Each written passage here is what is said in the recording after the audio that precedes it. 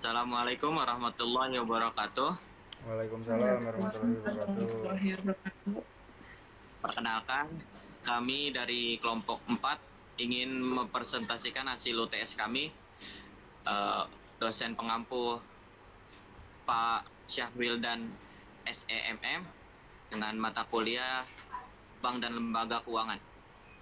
Presentasi hari ini kami berjudul Perbandingan Akad, Denda, dan Pengawasan Leasing PT Adira Finance. Kelompok 4 beranggotakan Fahrul Septian Dinugroho, yaitu saya sendiri, ada Mbak Indah Wulansari, Bapak Rahayu, dan Bang Agung Abdullah. Oke, next slide. Perbedaan akad dan pengawasan. Leasing syariah. Akad nasabah dan pengawasan Dewan Pengawas Syariah DPS. Barang diambil kembali dan surplus dikembalikan ke nasabah. Leasing konvensional. Akad berbasis bunga tanpa DPS. Denda bunga dikenakan dan barang dijual jika pembayaran gagal. Oke, selanjutnya akan dibacakan Mbak Farah. Baik, selanjutnya ada mekanisme leasing di PT Adira. Ada dua mekanisme, yaitu yang pertama konvensional dan syariah. Mekanisme konvensional, akad sewa guna usaha berbasis bunga, yang mana barang disita jika macet. Kemudian, mekanisme leasing syariah, yaitu akad murabahah dengan margin keuntungan dan pengembalian surplus. Kemudian ada syarat denda dan penagihan syariah. Yang pertama syarat uang muka minimal 10% dengan akad ijarah dan ijarah muntahiyah bitamid. Kemudian denda keterlambatannya sebesar 5.000 per hari, yang mana barang bisa dikembalikan setelah 30 hari. Dan pengembalian surplus hasil penjualan dikembalikan sesuai prinsip syariah. Oke, next. Selanjutnya akan dibacakan oleh Kak Indah. Nilai dan fokus leasing syariah. Yang pertama ada keadilan. Menekankan nilai keadilan dalam pembiayaan, lalu ada pengawasan. Dewan Pengawasan Syariah memastikan kepatuhan, lalu ada transparansi. Pengawasan ketat sesuai prinsip syariah.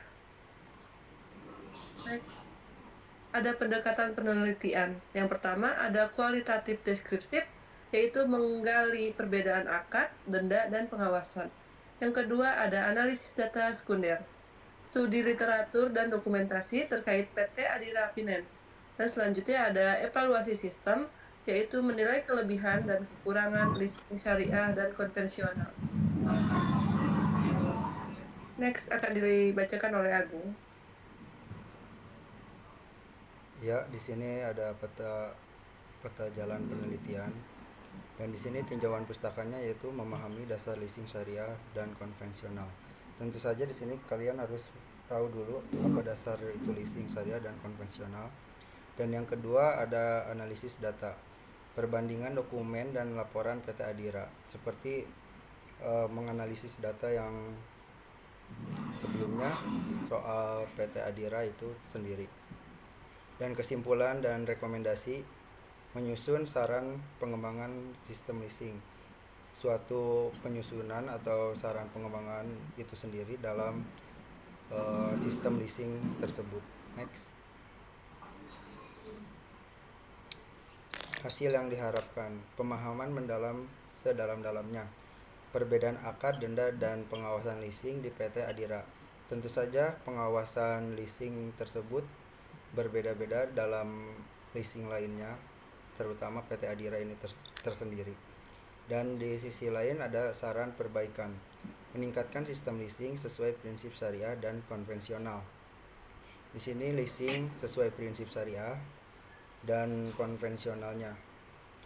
Dan yang ketiga, transparansi dan keadilan, memperkuat proses pembiayaan yang adil dan transparan.